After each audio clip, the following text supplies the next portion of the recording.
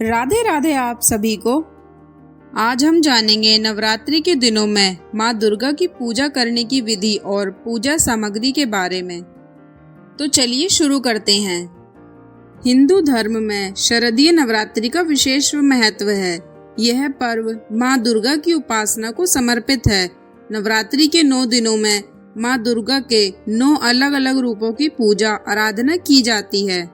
इसे दुर्गा पूजा या दुर्गा उत्सव के रूप में भी जाना जाता है।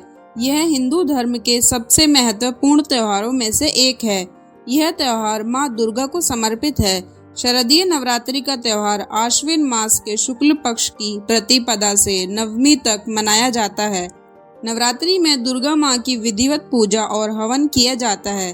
पूजा पाठ में कोई दिक्कत ना हो, इसके लिए जरूरी सामग्री अभी नोट कर लीजिए। नवरात्रि की पूजन सामग्री। नवरात्रि के पहले दिन कलश स्थापना की जाती है। इसके लिए कलश स्थापना और माता के श्रृंगार की सारी सामग्री एकत्रित कर लेनी चाहिए।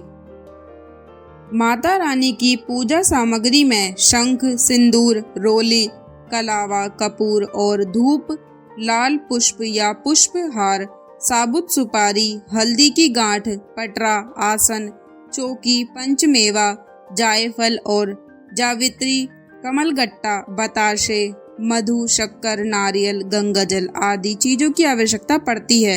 इसीलिए नवरात्रि शुरू होने से पहले इन चीजों को घर में लाकर रख लेना चाहिए।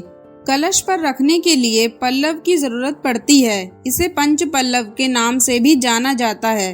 पल्लव में पीपल, गूगल, अशोक और आम और वट के पत्ते होते हैं, जिनको कलश पर रखा जाता है। इन पंच पल्लव के ऊपर नारियल रखा जाता है। अगर आपको ये पत्ते ना मिल रहे हों तो आप आम के पत्तों का प्रयोग भी कर सकते हैं। नवरात्रि की पूजा में घट स्थापना पर जौ बोया जाता है, जो बहुत ही शुभ माना जाता है। इसीलिए अभी से घर में जौ लाकर रख लीजिए।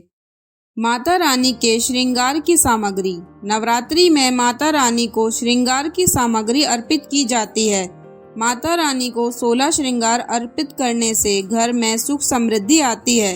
माता रानी को अर्पित होने वाली इन श्रृंगार की सामग्री में लाल चुनरी, चूड़ी, बिछिया, इत्र, सिंदूर, महावर, बिंदी, मेहंदी, काजल और चोटी, माला, पायल, नेल पॉलिश, लिपस्टिक, कान की बाली और नाक की नथ है।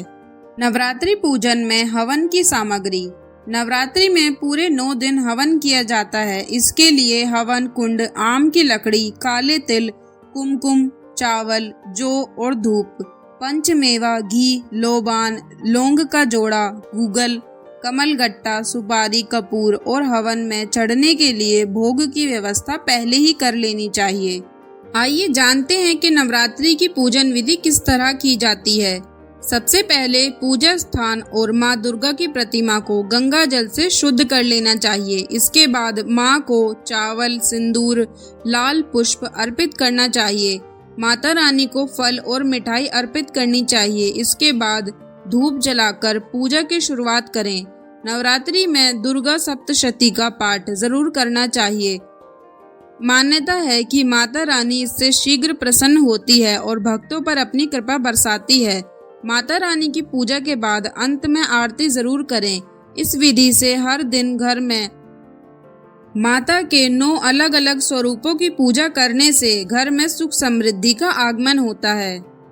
तो दोस्तों, यह थी आज की वीडियो। अगर आपको पसंद आई हो तो कमेंट में राधे राधे जरूर लिखें और इसी तरह की वीडियो देखने के लिए हमारे चैनल प्राचीन कहानियाँ को लाइक एंड सब्सक्राइब जरूर करें।